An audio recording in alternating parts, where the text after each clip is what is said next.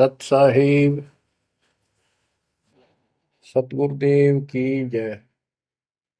बंदी छोड़ कबीर साहिब जी की जय। बंदी छोड़ गरीबदास जी महाराज जी की जय। स्वामी राम देवानंद जी गुरु महाराज जी की जय हो।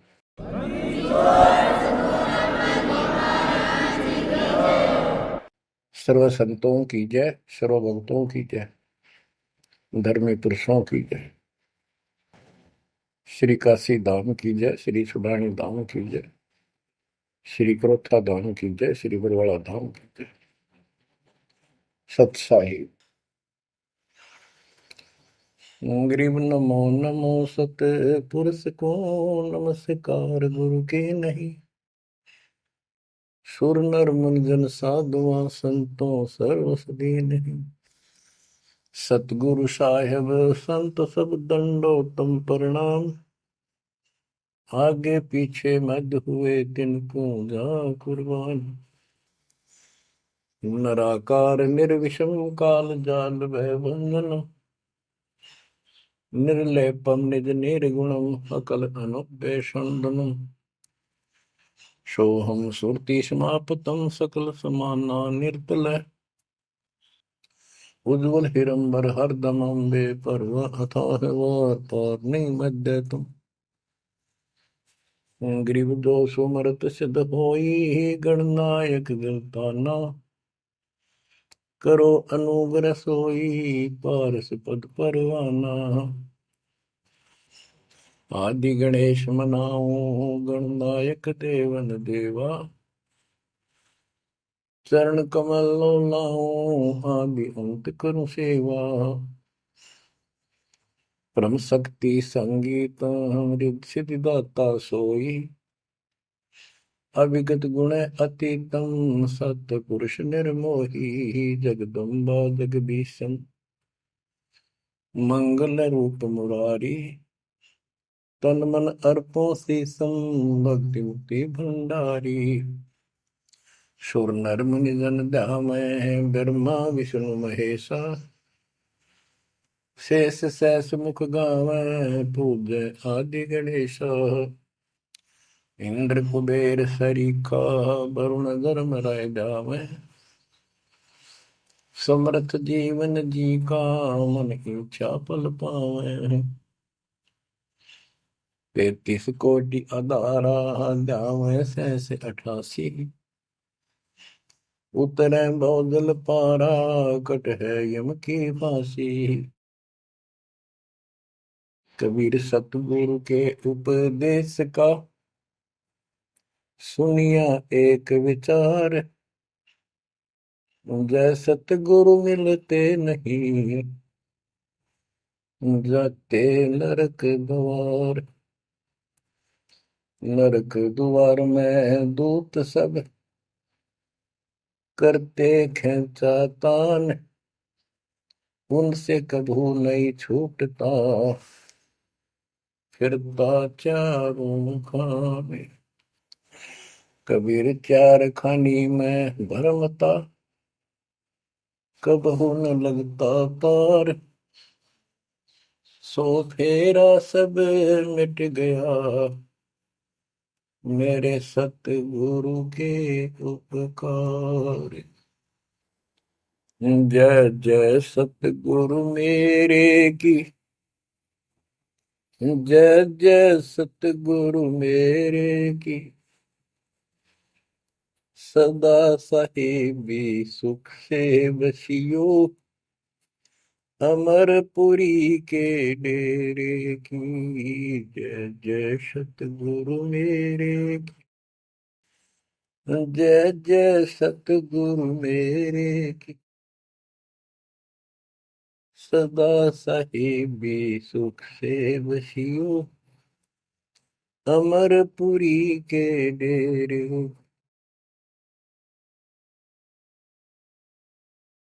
निर्विकार निर्भय कोई और सकल वैमान। यदि साधो और सकल वैमान। सब पर तेरी साहिबी, सब पर तेरी साहिबी, तुझ पर साहिब ना। निर्विकार निर्भय, निर्विकार निर्भय तू ही, पूर सकल बना। हे जी साधु पूर सकल बना, सब पर तेरी साहिब, सब पर तेरी साहिबी, तुझ पर साहिब ना। निर्विकार निर्भय। परम पिता परमात्मा कबीर परमेश्वर जी की असीम रजा से बच्चों हमें अपने घर का ज्ञान हुआ। काल के लोक के पीड़ा कितनी भयंकर है, इससे डर बना इसका ज्ञान होने से। और सतलोक के सुख की चाह बनी आपको ये सच्चा मार्ग, सच्चा ज्ञान, सच्चा भगवान और सच्ची भक्ति पूर्ण पूर्ण सतगुरु प्राप्त है। अपनी किस्मत को सराहा करो, ये बंदी छोड़, उस मालिक के गुण गाया करो। ये परमात्मा, हम इतने निकम्मे इंसानों पर आपने कैसे दया कर दी। हम कैसा जुल्म करके आपको छोड़कर इस गंदे लोक में आए। आप कितने दयालु हो। गरीबदास जी कहते सतगुरु आए दया करी, इस गंदे लोक में झांके भी कोई नहीं ऊपर जाने के बाद। गरीबदास जी कहते सतगुरु आए दया करी इसे गंदे लोक में, और उस सुख स्थान को छोड़कर जैसे केशव और कबीर रूप में जब मालिक दोनों रूप धारण करके आपस में चर्चा करते हैं, हमें समझाते हैं।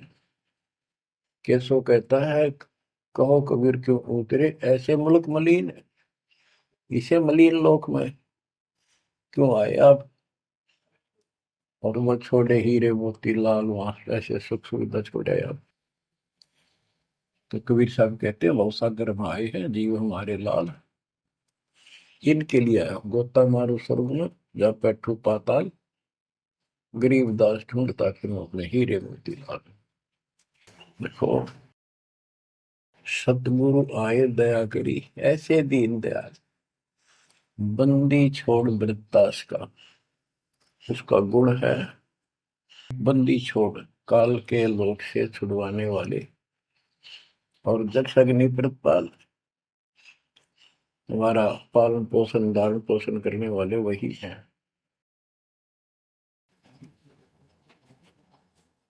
आपको इतना ज्ञान सुना दिया और सुना रहे हैं, इस ज्ञान से आपके अंतःकरण में ये फाइनल हो जाएगा एक दिन।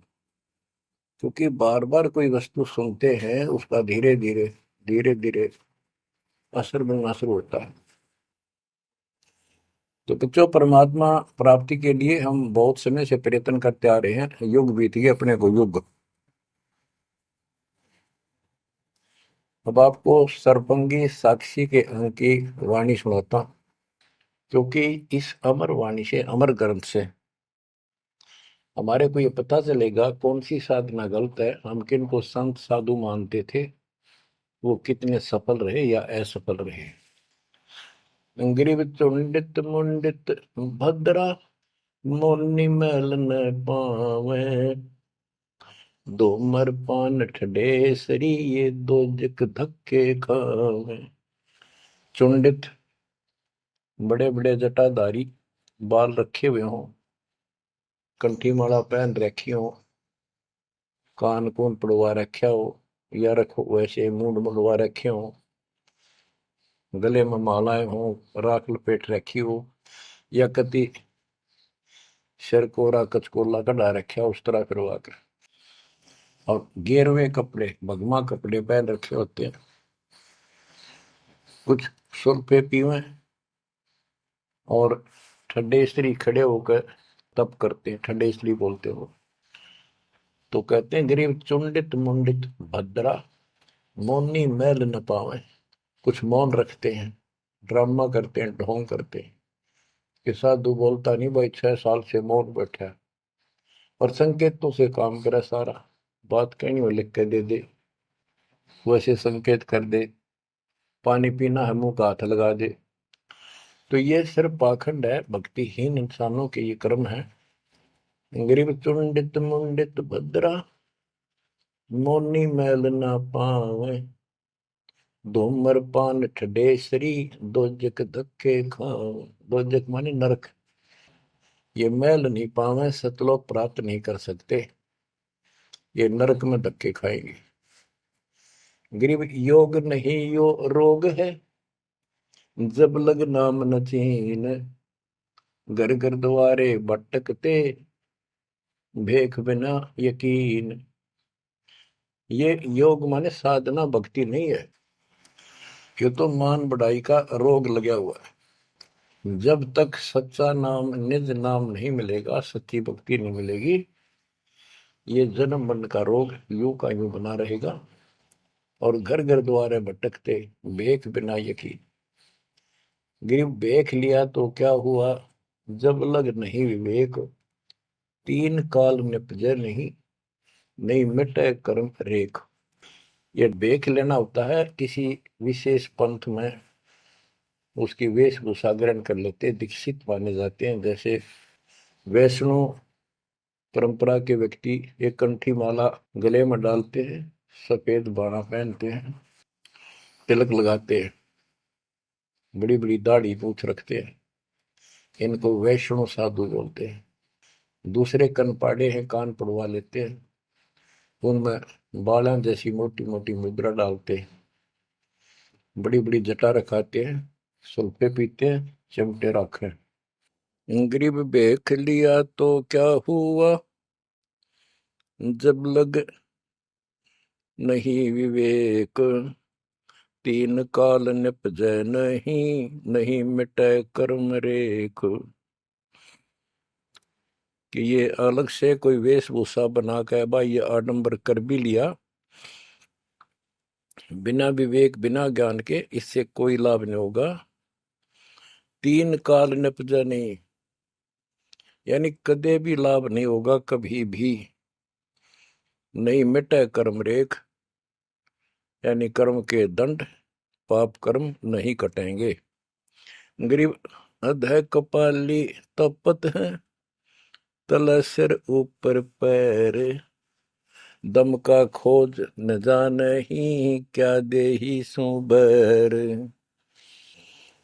क्या बताते हैं कि कोई ऊपर न पैर कर आसन पर नीचे सिर करके तपता है, कोई किसी प्रकार से कठिन साधना करता है, कि तुम श्वास के सिमरण का दम का खोज न जाने ही, क्या दे ही सु बैर। आप ठीक से भक्ति नहीं जानते, जो श्वास का सिमरण है उसका ज्ञान तुम्हें नहीं है, फिर इस शरीर के साथ क्यों दुश्मनी कर रखी है, इसकी दुरुक्ति कर रखी, इसको इतना कष्ट दे रहे हो। गरीब यादे ही सोंगी नहीं, महंगी रत्नो मोल। जय जाने तो राम जप, नहीं कुल कपाट न खोल। या देही मनुष्य शरीर इतना सस्ता नहीं है, युगों युगों अच्छे पुण्यों के कारण, धर्म भक्ति करने के कारण मानव शरीर प्राप्त होता है। इसको ये बहुत कीमती है, इसको ऐसे बकवादों मत को। पर तो साधना नहीं करते, करते हैं तो ये शास्त्र विरुद्ध करते हो, ये सब गलत बताइए। गिरिव पर्वत डूंगर क्यों चढ़ो, बस्ती तो जो न गाम। बन बस्ती में एक सा, जाके हृदय राम। पर्वत डूंगर क्यों चढ़ो, कहीं जाने की आवश्यकता नहीं है। परमात्मा की सच्ची भक्ति अपने घर पर करो, कहीं भी करो, वो सच्ची भक्ति होनी चाहिए। ग्रीव सत्य पुरुष निर्गुण कला, सरगुण कल्प विनोद। ओहम सोहम से भिन्न अक्सर को सोहद। परमात्मा कबीर जी की भक्ति करो। और ओम सोहम तो आपको बता ही रखा है, इससे भी अलग एक मंत्र है, उस मंत्र को विशेष ध्यान से जाप करो। गिरि बिना साड साडू नहीं, सुनो से आनी लोए, सारा बरस बादुआ कारज सिद्ध ने होए। जैसे समय पर बारिश होती है तो उससे फसल अच्छी होती है, बगैर किसी समय के बारिश होती है तो उससे कोई लाभ नहीं होता। गरीब साध नदी और मेघ जल, कहीं कहीं है मौज, निंदत पापी मारिये, जिन घर दौड़े फौज। गरीब दैत दल दरमल, असुर दल आसगे, मंडी मसाणों निसंग फिरे, जीवे जब लग जोखिम नहीं, मरा जब निसंक मरे।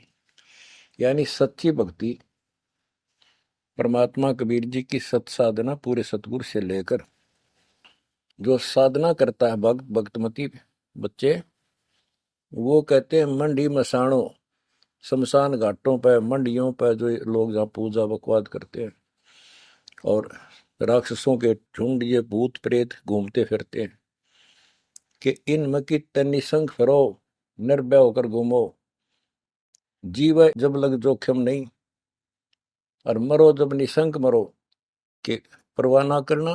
परमात्मा कबीर जी कहते हैं, गरीबदास जी कहते हैं, परमात्मा कबीर जी इतने सक्षम है, अपने भगत को इतने जीवन रहेगा, इतने कोई टेंशन नहीं होने देंगे, कोई दिक्कत नहीं आने देंगे। मरा जब निर्भय होकर शरीर छोड़ देना, आपके लिए विमान तैयार मिलेगा, टेंशन ना लेना। गरीब चंद्र सूर्य की आयु लग, जे जीव का रहे शरीर, सतगुर से भेटा नहीं तो अंत कीर का कीर। चंद्र और सूर्य, चांद और सूरज की आयु लग, यदि जीव का शरीर रहे और सच्ची भक्ति पूरे सतगुरु से प्राप्त नहीं हुई तो कितनी साधना करता दिखता, अंत में कीड़ा मकोड़ा, कीर का कीड़। गरीब एक पलक जुग जीवना, जे सतगुरु भेटा होए, रोम रोम तारी लगे, सुरति सुहंगम पोए। कि एक पलक यानी कुछ समय के लिए भी सच्चे सतगुरु की आपने संगत सत्संग सुन लिया तो धीरे धीरे आत्मा उसको कैच करती चली जाती है, रुचि बढ़ती चली जाती है, और फिर अंत में दीक्षा लेकर अपना कल्याण कराता है। गिरिब डेरे डंडे खुश रहो, खुशे लहन मोक्ष, ध्रुव प्रहलाद उधर गए तो डेरे में क्या दोष।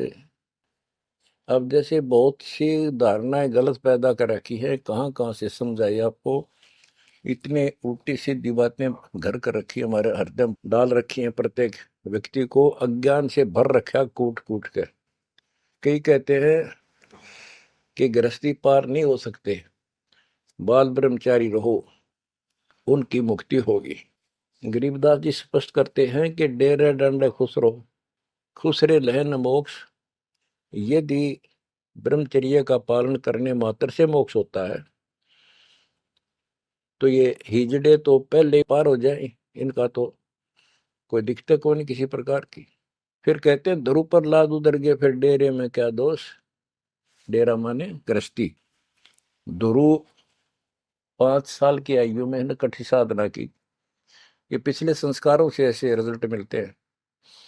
इनको परमात्मा मिले विष्णु रूप में, इसने राज मांगा, इसको राज मिल गया। इसका भाई उत्तम को राज दे दिया गया था, जो इसकी मौसी का बेटा था, और वो किसी लड़ाई में मारा गया। इकलौता पुत्र शेष ध्रुव बच गया उत्तान पात के।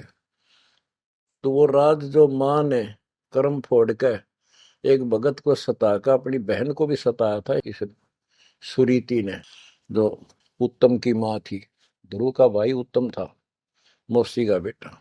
तो उसने इतने कर्म खराब किए, अपनी बहन को सताया, ध्रुव भगत को तंग किया, उसका लात मारी, धक्के मारे, अपने बेटे को राज दिलाया। परमात्मा की लीला देखो। उत्तम युद्ध में मारा गया, ध्रुव को फिर वो राज मिला। ध्रुव की अपनी भी शादी हो चुकी थी और उत्तम वाली पत्नी भी ध्रुव के साथ लगाई गई।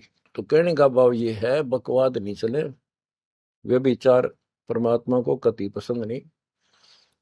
पर शादी विवाह कभी मना नहीं किया। ब्रह्मा विष्णु महेश तीनों शादीशुदा, और इनके उपासक को ब्रह्मचारी रहना चाहिए।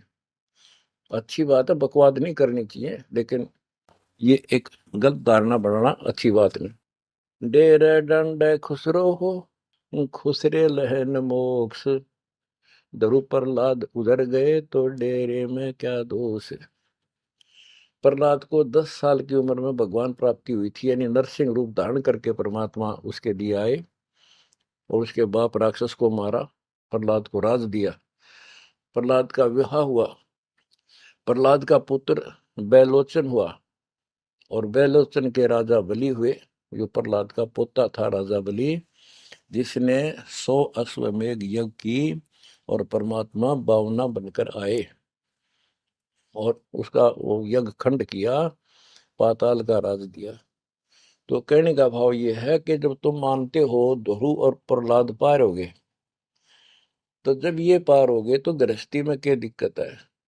यदि जिस तरह ये लोग दिखावा करते हैं, जंगल में चले गए तपस्या करते हैं, एक टांग पर खड़े हैं, कोई ऊपर न पैर करके तपस्या कर रहा है, कोई 5 धूणी ला रहा है, कोई पानी में खड़ा है, अगर ऐसे ही भगवान प्राप्ति हो तो 12 नंबर तक कभी ना गृहस्थियों का।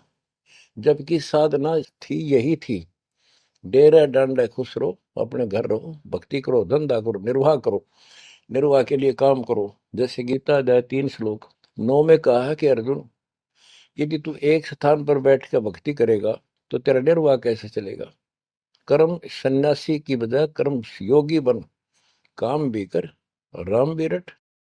8वें अध्याय के 7वें श्लोक में कहा कि तू युद्ध भी कर और मेरी भक्ति भी कर। यानी काम, युद्ध से कठिन तो काम होता ही नहीं। तो यह बताते हैं, और गरीब गाड़ी बाहो, घर रहो, खेती करो खुशहाल, साईं सिर पर राखिए तो सही भक्त हर लाल। गरीब डेरे डंडे खुसरो हो, खुसरे लहन मोक्ष, ध्रुव प्रहलाद उधर गए तो डेरे में क्या दोष।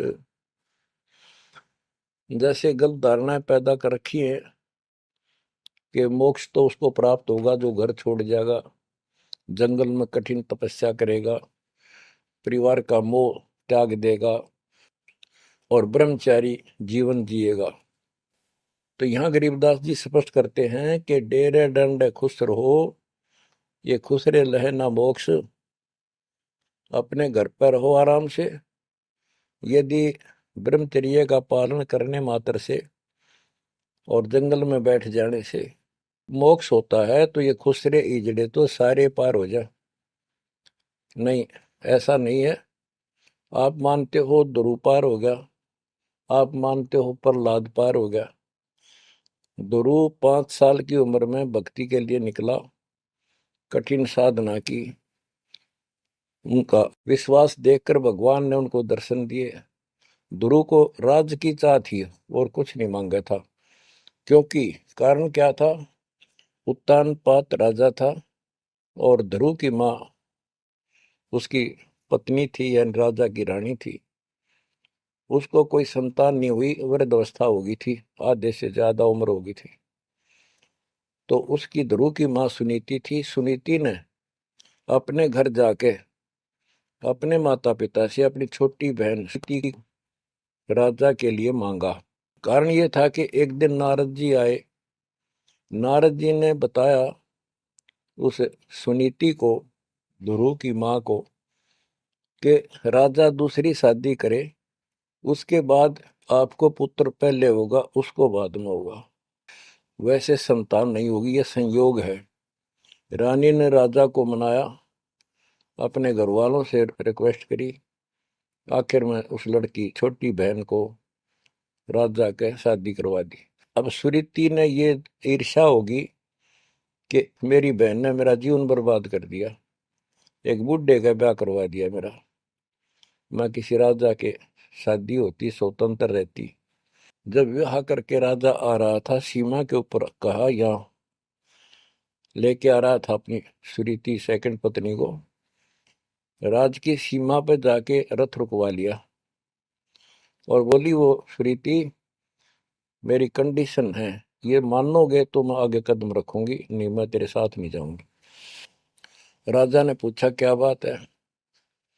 कि जो मेरी बहन है उसको निकाला दे दे, उसको अलग रखेगा, उसको खाने का भी माप तोल के देना होगा, दुहागन करेगा। इसमें काफी कंडीशन होती है, दुहागन के लिए अलग से मकान बनाया जाएगा।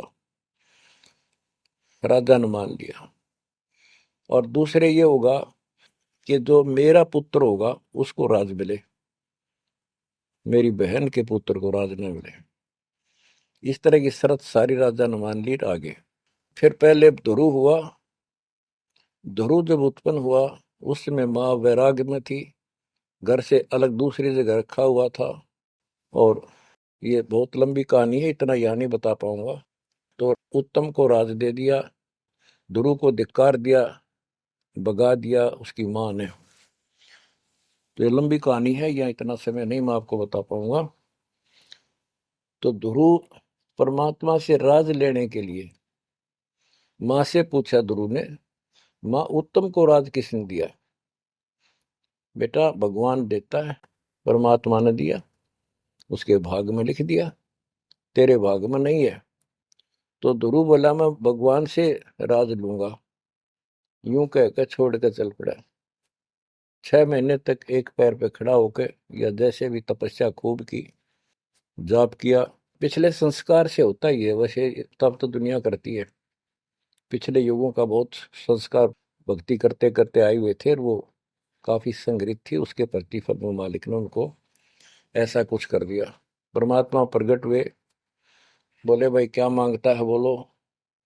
मुझे राज चाहिए भगवान, मुझे राज दो। ठीक है, राज दे दिया कि पहले तो यहाँ कर, फिर तुझे ऊपर एक अलग अलग से ब्रह्मांड बना के, तुझे अलग से नगरी बना के दूंगा, द्वीप। ध्रुव प्रहलाद वापस आ गया उधर से।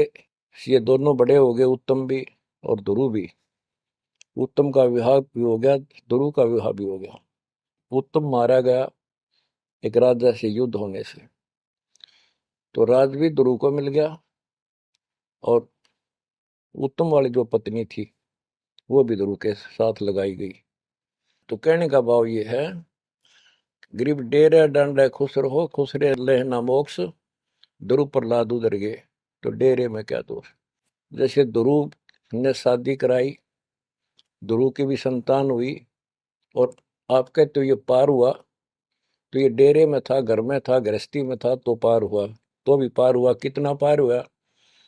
वो पार होना अलग अलग स्टेजेस है। एक तो स्वर्ग तक पहुंच गया, पार हो गया। ये स्वर्ग तक पहुंचने को पार मानते थे। और प्रहलाद प्रहलाद भगत की 10 साल की उम्र में परमात्मा मिले, नरसिंह रूप धारण करके उसकी रक्षा की। उसके बाप राक्षस को मारा, प्रहलाद को राज्य दिया, और उसने शादी कराई प्रहलाद ने बड़ा होकर के। उसके एक पुत्र हुआ बैलोचन, और बैलोचन का पुत्र हुआ राजा बलि। यानी प्रहलाद का पोता राजा बलि था, जिसने 100 अश्वमेघ यज्ञ की थी, और भगवान बावना रूप धारण करके उसकी 100वीं यज्ञ को खंड कराने के लिए गए थे। तो कहने का भाव ये है कि गरीबदास जी कहते, डेरे डंडे खुश रहो, खुश रे लेना मोक्ष, ध्रुव प्रहलाद उधर गए। इनका उद्धार हो गया। कितना हो गया वो उस भक्ति से पर निर्भर करता है। तो इस गृहस्थी में क्या दोष। बच्चों, ये वाणियां कैप्सूल रूप में बना रखी हैं, जैसे पुड़िया होती है। इस एक पंक्ति में बहुत बड़ी कथा इसके अंदर भर रखी है। ये सुनाता हूँ। गरीब ज्ञानी को सतगुरु मैंने, खोजी दीन ताड़, सिर पर सत कबीर है, उड़ी भरम की बाढ़। हमारी यह भरम की बाढ़, हमारी सब शंकाएं समाप्त कर दी कबीर भगवान के अमृत ज्ञान। कबीर और ज्ञान सब ज्ञान ली, कबीर ज्ञान सो ज्ञान, जैसे गोला तोड़ का करता चले मैदान। गरीब दत्ता जी आगू मेले, दक्षिण बीच दयाल, सूखा खूंट हरा हुआ, ऐसे दीन दयाल। दत्ता जी आगू मिले, दक्षिण बीच दयाल, सूखा खूंट हरा हुआ, ऐसे दीन दयाल। एक दत्ता तथा जिया नाम के दो ब्राह्मण भाई थे। इनको तत्वा जीवा भी कहते हैं। ये अपनी देसी भाषा में गरीबदास जी ने दत्ता जिया का है। ये गुजरात स्टेट के अंदर एक भरूच शहर है, भरूच, समुद्र के किनारे पर। और उससे 12 किलोमीटर दूर एक मंगलेश्वर गांव है। हम खुद देख कर आए थे उसको, उस स्थान को। कई भगत थे मेरे साथ। तो मंगलेश्वर गांव के पास एक शुक्ल तीर्थ नाम का गांव हुआ करता था, जिसमें जिया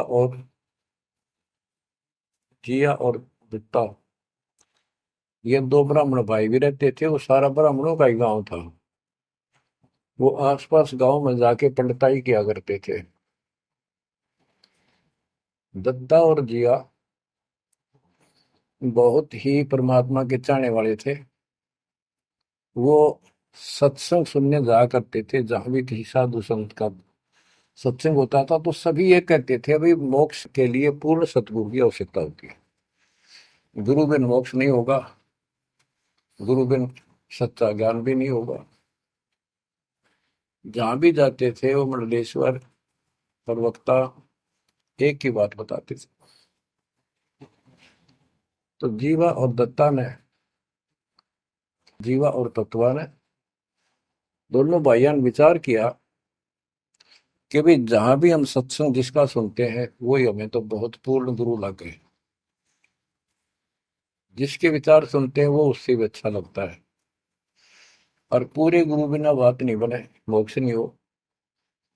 ये तो असंग जन्म हमने जन्मते और मरत्या को होगे। जैसे परमात्मा कबीर जी क्या करते हैं, किसी भी रूप में आकर, और कहीं जैसे मेले मेले भरा करते हैं इनके तीर्थ यात्रों पर, वहां चले जाते थे। वहां खड़े होकर शब्द सुनाने लग जाते और 10 20 50 व्यक्ति भगवान के चाहने वाले उनकी वो बातें सुना करते थे। तो जीवा और दत्ता को किसी स्थान पर परमात्मा उन्हीं के लिए जाते हैं क्योंकि वो भटक रहे हैं भगवान के लिए। ये बातें बताई कि पूर्ण सतगुरु हो, सच्चा ज्ञान हो, तो तब मालिक का आराम मिलेगा, मोक्ष मिलेगा। असंग जन्म पर मत होगे, कुछ नहीं हाथ लगा रहे, इस तरह की जबरदस्त बातें बताई। तो उनसे वो प्रेरित हुए। उनको नहीं पता था ये कौन है। उन्हें तो एक भगत माना, गीत गा शब्द शब्द सुनाने वाला। फिर वो साधु संतों की तलाश में चल पड़े। जहां भी जावे एक से एक बढ़िया लतीफेदार प्रवचन करें, बड़ी बड़ी कथा सुनाए, संस्कृत की भाषा में जबरदस्त बोले, स्पीच करें, प्रवचन करें। आखिर में उन्होंने सोचा भी एक हम कैसे निर्णय करें, यो संत पूरा हरियो नहीं। हम किसी को पूरा संत मानकर उसके आश्रित हो जावा, अंत में उस पता चले उस पूरा नहीं, मनुष्य जीवन तक गया ही, ये बार बार नहीं मिलेगा। आखिर में उन्होंने एक फैसला कर लिया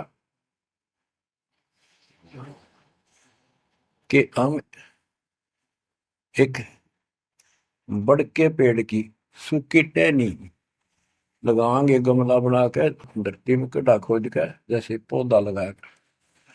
और जिस संत के चरणामृत से ये हरी होगी, हम उसको गुरु बनाएंगे। उन्होंने सब मंडलेश्वरों जहां भी कोई चर्चित संता होंगे, बेचारे दुख सुख पाकर पैदल चल लगे, उनके चरण धोए, महाराज चरणामृत देते। कौन मना करे चरणामृत को, लावे और डाल, कोई कुछ नहीं हुआ। क्योंकि तुम्हें उन्होंने कहा है परमात्मा धरती पे संत नहीं है, और संत नहीं है तो हमारा मोक्ष नहीं। इसलिए हे परमात्मा, हमारा को मानुष जीवन शेष बचा है, इसको खत्म कर दो, हम दोनों को मार दो। कभी पृथ्वी पर संत हो तब जन्म देना। यूं कहकर खूब फूट फूट कर रोने लगे। काफी देर रोज ही टेंशन में रहने लगे, खाना पीना लगभग छूट गया। कैसे तो मर जाना अच्छा है, ये तो पशु जैसा जीवन बहुत बार जी लिए। तो कबीर साहब रह रह हमको सुना गए थे, कहीं कहीं इकट्ठे होकर खड़े हो जाते थे, जाते थे, भटकते थे, वहां मालिक भी किसी न किसी रूप में चले जाते थे। उनके यह प्रेरणा भर दी थी। बाकी ये मंडले सुना के बस में यह भी ना थी कि इसी प्रेरणा भर दे, इतना वैराग डाल दे। एक दिन परमात्मा पहुंचे उस शुक्ल तीर्थ गांव में, गली में जा रहे थे तो दत्ता बाहर निकला और बोला, जीवा देख, एक संत घूम रहा गली में, कहो तो बुला लो। जिया बोला रहे, संत इसे से मंडलेश्वर देख लिए, कि सड़क छाप पर के पाओगे, क्यों जी दुखी करे और कई दिन रोना पड़ेगा, कुछ ना इनका पल्ला है। दत्ता बोला, मेरा तीसरा दिल करे है, बुला लो एक भाई। भाई साधु सा दिखा है, चेहरे से बहुत अच्छा लगा, देखते ही आत्मा खुश हुई। जिया बोला, बुला तो मैं क्यों ना तो। वो तो बुला लिया, एक बैठने का मुड्ढा सा दे दिया, सटूल सा। बैठो महाराज बैठो। दत्ता, ला जीवा ला, बस परात निकाल के थाली महाराज के चरण दो, चरण दो के और जा जिया उसमें डाल दे। पौधा में डाल, अगर संता के चरण अमृत इधर उधर में डालिए, कितना गमले में डाल दे। जीवा डालन लाग रहा है, डालते डालता उसको पोपल फूट आई बड़के, बड़की डाली के, वट वृक्ष की टहनी के। जिया बोला, दत्ता बाग आइए आइए, क्या होगा। दोनों देख कर सुन हो गए, आते पैर पकड़ लिए। हे परमात्मा, हमने तो ये सोच लिया था धरती पर संत नहीं है। कबीर साहब बोले, जिस दिन पृथ्वी पर संत नहीं होगा, आग लग जाएगी इस पर, या कोई नहीं बचेगा, काल फूक देगा इस पृथ्वी को। ये मालिक आप पहले क्यों ना आए, हम तो बहुत भटक लिए थे, हम तो सोच लिया था धरती में कोई संत नहीं, और हम तो मरा हो भूखे पैसे रह के, कति ना जीण के रहे थे ना मरण के। तो परमात्मा से काफी लिपट के, सीने के लग के, कभी चरणों में गिर के, और सो शुक्र मनाओ, हे परमात्मा पहले क्यों नहीं आए, हम तो हमारे लिए कति सारे घूम लिए मंडलेश्वरों के, किसी के पास कुछ नहीं पाया। परमात्मा बोले, बच्चों ये संत की पहचान नहीं थी जो तुम कर रहे थे, ये सिद्ध भी कर दे थोड़ी बहुत, संस्कार जादूगर कर देते हैं, हथेड़ी में गेहूं हरे कर देते हैं, ये कोई पहचान थोड़ी तुमने ये क्या तरीका अपनाया था। संत की पहचान ज्ञान से होती है, समाधान से होती है। और मैं पहले भी आ सकता था, लेकिन आपका कति विश्वास नहीं रहा हो, मेरे में कति विश्वास नहीं बनना था, क्योंकि मैं तो आपके हिसाब लग रहा हूँ जैसे आंधड़िया फिरनिया मांगड़िया खड़िया, और वो मंडलेश्वर जिसके लाखों हजारों बड़े बड़े सेठ साहूकार शिष्य। तुमने सोचो कि और भी कोई होगा जरूर, इसने सड़क छापने के छोड़ उनके पास जाते, वहां कुछ मिलना था नहीं तो मेरे तो भी चले जाते। गुरु के प्रति नाम दीक्षा लेने के बाद स्वप्न में भी नहीं आना चाहिए आज कोई नकली संत। लेकिन कबीर साहब ये भी कहते हैं कि जब ल गुरु मिला नहीं साचा, तब ल गुरु करो 10 पाचा। पूरा गुरु ना मिला, इतने तो 100 छोड़ दो, 10 20 कितने छोड़ने पड़ो, त्याग दो। लेकिन मेरे प्रति तुम्हारी अविश्वास हो जाता तो मेरे से खत्म हो जाते आप। इसलिए मैं लास्ट में आया हूं, तुम्हारी सारी फड़क निकल ली। तुम कभी थक कर और छक कर बैठ चुके थे कि कोई कितना कुछ नहीं किसी के पास। ये सिद्धि भी कोई ना इनके पास, ये बनने इनकी फेल कर दी ना, कोई इनको चमत्कार भी कर दे उतारे लिए। इसलिए फेल करी कि ये पहचान संत की नहीं होती। लेकिन तुम मेरे पिछले संस्कार ही थे, इसलिए मैं काल के मुंह में तुम्हें नहीं जान दे सकता। एक भक्ति करो। अब उन्होंने सब वो बकवाद पूजाएं जो यजमान बना रखे थे वो छोड़ दिए। कोई किसी का झाड़े झूड़े लाना या किसी के मृत्यु पे, जन्म होने पर किसी का नहीं जाना छोड़ दिया। सत साधना करने लगे, जमीन थी अपना खेती करें और परमात्मा की कृपा से बढ़िया गुजारा हो गया। ब्राह्मणों को इस बात की ईर्षा होगी, इन्होंने तो धर्म बदल लिया और हमारी सब क्रियाएं छोड़ दी, उस कुल को जाति से घेर दिया, निकाल दिया। फिर क्या होता है, चलो निकाल ले रो जाति तो कोई फर्क नहीं पड़ता। उन्हें तो अपना कमा के खाना था और भक्ति करनी थी, मोह पाना था। एक का लड़का था, एक का लड़की थी, दोनों भैया जवान हुए। ब्राह्मणों को यहाँ शादी के लिए जावे, रिश्ते के लिए लड़की का सब मना कर दिए, तुम तो जाति बहिष्कृत हो, हम तुम्हारी कन्या का वहां नहीं लेंगे, रिश्ता नहीं देंगे। दोनों टेंशन में आ गए। कबीर साहब बोले ऐसे करो, तुम ये अफवाह फैला दो कि भाई जीवा का लड़का और दत्ता के लड़के की शादी कराएंगे उस दिन, और वो तक न हमारे बच्चा ने उठता नहीं, हमने तो आपस में ब्याह करना पड़ेगा इनका। ये सारा सुरसराट फैला दिया, पंडितों की पंचायत हुई। उन्होंने कहा भाई, विचार किया कि ये तने कब में होंगे सो होंगे, फिर बच्चों का क्या दोष है, बच्चा नाम ब्यावांगे भाई, ये तो जुल्म हो गया, कति दिन भ्रष्ट हो जाएगा। बाण भाई का ब्याह कदे हुआ करे, रह कति दुनिया थूकेगी हमारे गांव के गांव को। पंचायत होने के बाद 10-20 आदमी आए, इन्हों बोले भाई सुन दो, यो कदम नहीं उठाओगे तुम, यह बेटी हमारी है, बेटा हमारा है, हम इनका रिश्ता करेंगे। दोनों का रिश्ता हो गया। परमात्मा बोले देखा बेटा, मांग लेगी ना, फटकड़ी रंग भी आया चोखा, हो गया ब्याह भी हो गया, अब सारे काम हो गए, टेंशन ना लो। तो बच्चों मुश्किल से आसान करेगा आन के, एक केसो बंजारा उतरा जान के। तो कहते हैं ऐसे कोई दिक्कत आओगी तो मालिक 100 समाधान निकालेगा, पर निकालेगा तब जब आप उसके प्रति पूर्ण रूप से समर्पित हो जाओगे। गरीब आसन अचल कबीरे का, सबका सतगुरु एक, ब्रह्मंड 2100 समझ ले, या धूमे के सिरेख। कि 21 ब्रह्मांड को देख ले, ये धूमे के सिरेख यानी कति नासवान, बिल्कुल अस्थायी, इनका कोई अस्तित्व नहीं। अब साइंस ने ये सिद्ध कर दिया, साइंटिस्टों ने, खगोल भूगोल के जानने वालों ने, खगोल भूगोल के जानने वालों ने ये सिद्ध कर दिया है, पृथ्वी भी घूमती है, सारे लोग घूमते हैं, यहां तक भी सिद्ध हो गया कि सूर्य भी चला है, लेकिन पूरे ब्रह्मांड के साथ चलने से इसका पता नहीं लग रहा, ये घूमते हैं।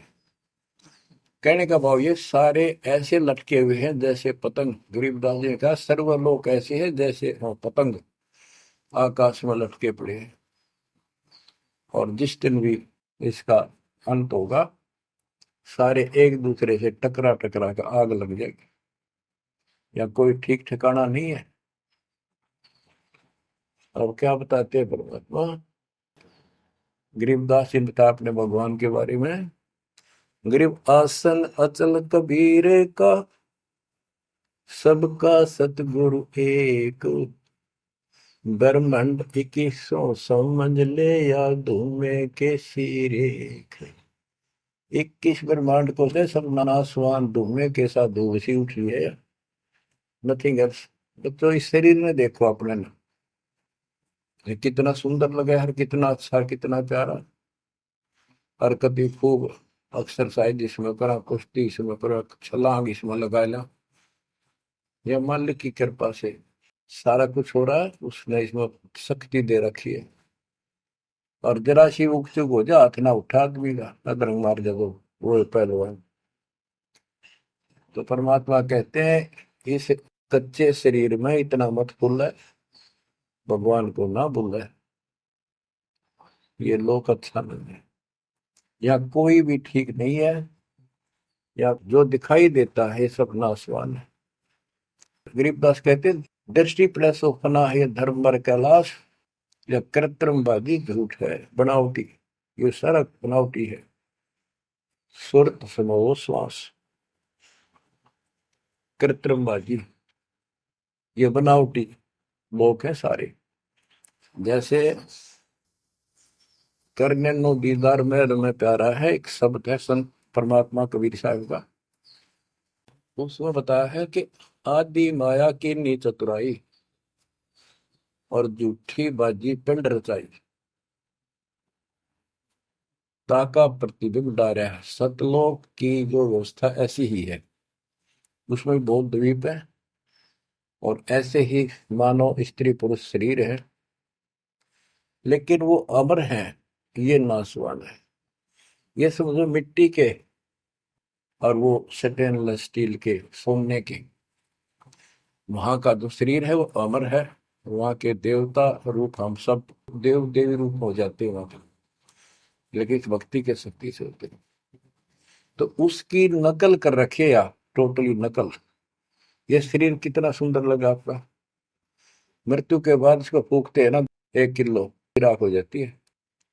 और ये देखो क्या था ये, बच्चों क्या बताया जा रहा है, यहाँ का सब सब व्यवस्था कति नकली और नाशवान है। चारों वेदों का ज्ञान नकली, जिनको हम भगवान मानते थे वो भगवान नकली। हमारे को कति मूर्ख बनाकर रख रखा है। हमारी ऐसी स्थिति थी आज के दिन, आप इसने मानो चाहे ना मानियो, 100 की 100 साची है। हमारे बस की बात नहीं, ये याद तो रखनी पड़ेगी आपने, आपका बस का भी नहीं है कि इसने इस मन हटा लो। इसके मन हटाने की विधि हमारे पास है। इस ज्ञान को जरूर सुनते रहो, 100 काम छोड़ कर सुनो जब तक दाता ने रजा कर रखी है। ये आपको अंदर से मांझ देगा आत्मा न कति, आत्मा को इतनी प्रबल कर देगा नो कति अटक कर खड़ी हो जाएगी उस मन के साथ। एक दिन इसका डट का मुकाबला करेगी, तजब्बा हाथ खड़े कर दे है या मन डरा दे इसने, नो हो जाएगा, काम छोड़ देगा, और नहीं नो हो जाएगा, नुकसान हो जाएगा। इस ज्ञान से इतनी मजबूत हो जाए कि होने दे जो होगा, और मरे गए तो फिर यू काम लग के चाट पाएंगे।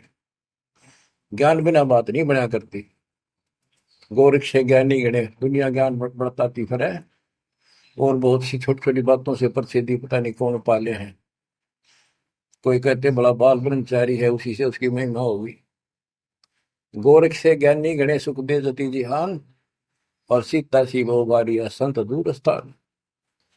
इस ज्ञान को सुनते रहो, और फिर यह भक्ति जो दे रखी, ये आपकी इस आत्मा को इतना प्रबल कर देंगी, ताकतवर बना देगी, रेसलर। जब वक्त आओगे यहाँ से जाने का, इस मन में पटक देगी ठा गए, और सब मोह ममता से मन एकदम हट जाएगा, पट जाएगा। हटा नहीं, हटाए नहीं हटता है इस ज्ञान से और इस भक्ति की ताकत से। तब पीछा छूटेगा आपका, कदे बात बना इस बात नहीं बना करते, काम नहीं बनेगा। या सब कुछ झूठा। जैसे व्यापारी लोग क्या करते हैं, भैंस का काटड़ू मर गया बच्चा, उसकी खाल उतरवा के उसमें तूड़ा भरवा दिया करें ना। उसका मुंह होता है पुछड़ पुछड़, और बाल बूल ऐसे ही होते हैं, और भैंस के सामने रख दे, वो उसी को अपना बच्चा मान लेती है। उसको चाटती है, लाड करती है, उसको लेकर टाइम का रस्सी में चलते हैं वो, उसके पीछे पीछे रहा रहा रहा करती भागती रहती। इतना दिमाग है उसके अंदर। आज अपने अंदर इतना दिमाग छोड़ रखा काल ने, जैसे या कोई इंजीनियर बना रहो चाहे साइंटिस्ट बना बैठा रहो, और कितना कुछ बातें बनाने वाला एजुकेटेड समझ ले। क्या है ये बच्चे, हाड़ चाम मांस के लो चढ़े ऊपर चाम लपेट रखा, क्या ये शरीर है? और इसमें इतना मोह बढ़ा दिया, हमारे बस का नहीं, हो ही नहीं सकता। वो वैसने कौन समझावे कि ये ऐसा नहीं है, इसमें कुछ नहीं है। कोई बात नहीं, आप इस ज्ञान न सुनते रहो, आपको भी और इस सारे के सारे परिवार को भी परमात्मा वहां ले आओगा। धीरे धीरे धीरे धीरे आप पर रंग कट जाएगी, किसा शरीर हो किसा भी हो। तो ये शरीर जो है ना, परमात्मा की कृपा से आपको एक दिन एहसास हो जाएगा कि यहाँ से तो जाना पड़ेगा। और बच्चों ने भी दीक्षा ले ली, सत्य राह पकड़ गई, क्योंकि हमारा लाइन पाना कठिन था, बच्चों का तो बहुत आसान हो गया। तो माता पिता से ही राह पर चल रही है, लग जाएंगे कि ये तो जन्म से ही इस मार्ग पर चलते, इनकी तो मुक्ति गारंटीड है। और है आपकी भी, आप दृढ़ रहो कि संसार की व्यवस्था से पूरी तरह परिचित हो जाओ। दृष्टि पड़े सो धोखा रे, खंड पिंड ब्रह्मांड चलेंगे, फिर नहीं रसी लोकारे, फिर नहीं रसी लोकारे। तो गरीबदास जी जब ये वाणी लिखवाया करते, ऐसे बोल बोल के लिखवाया करते जैसे दास बोल रहे हैं। एक तो इसमें लिखने वाले को टाइम मिल जाता, और उनकी आंखों से आंसू निकलते थे कि देखिए किसे मूर्ख बना रखे, आप पर काल में जुल्म कर रखा है परमात्मा के बच्चों के साथ। दृष्टि पड़े सो धोखारी, खंड पेंड ब्रह्मांड चलेंगे, फिर नहीं रहसी लोकारे, फिर नहीं रहसी लोकारे। रजगुण ब्रह्मा तम गुण शंकर, सतगुण विष्णु कहावरी, चौथे पद का वेद न्यारा, कोई बिरला साधु पावे। बच्चों कितना क्लियर ज्ञान, ये सूक्ष्म वेद है, वेद। जैसे मार्कंडे पुराण में आपको दिखाया, रजगुण ब्रह्मा, सतगुण विष्णु, तमगुण शिव, ये तीन प्रधान शक्ति हैं काल की। और यही तीन गुण हैं, यही तीन देवता है।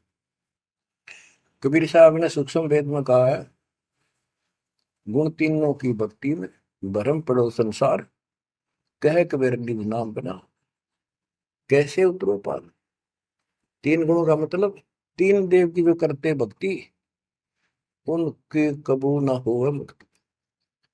बता सीधी इस बात ने कोई कह को पर विश्वास करता अपने।